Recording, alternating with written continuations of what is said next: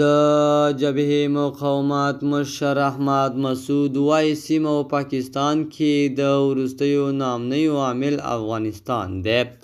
په سلامونو مو ورکلی کوم د AFG نیوز چینل درنو لیدونکو سلام، ستړي مشئ، وخت مو په خیر.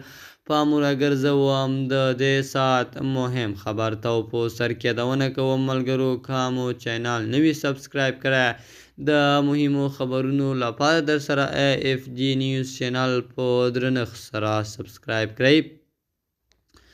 د مقاومت په نوم جبهه مشري احمد مسعود د هډسن انسټیټیوټ یوې غونډې ته د ویډیو کانفرانس له لارې د وینا پر مهال سیمه او پاکستان کې د وروستیو خراب امنیتي وضعیت پړه پر افغانستان اچولې ده.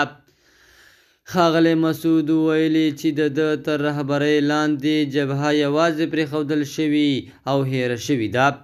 دغه په وینا موږ د ترهګرۍ پر ضد یوې نړیوالې جګړې کې مبارزه کوو. د 2021 کال اګست را په دې خوا افغانستان د تروریستانو په خوندي ځاله بدل شوی.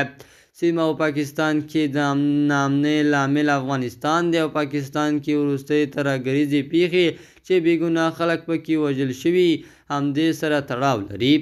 د پخواني جهادي قوماندان احمد شاه مسعود زوی احمد مسعود دغه راز پر نړیوالو غږ کړی دی چې افغانستان او سیمه کې د ترهګرۍ د ودې مخه ونیسئ.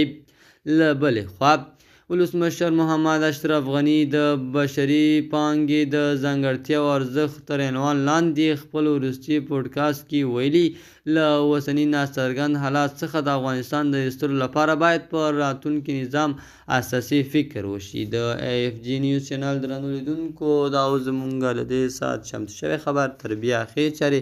الله